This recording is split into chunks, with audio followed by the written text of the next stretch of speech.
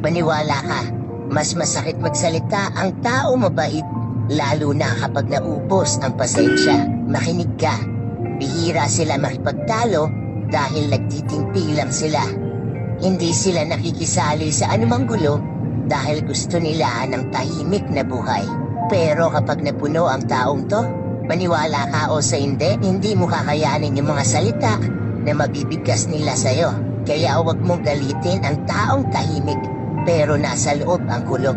At kumukulo lang sa taong hindi ka nais-nais ang pakikitungo.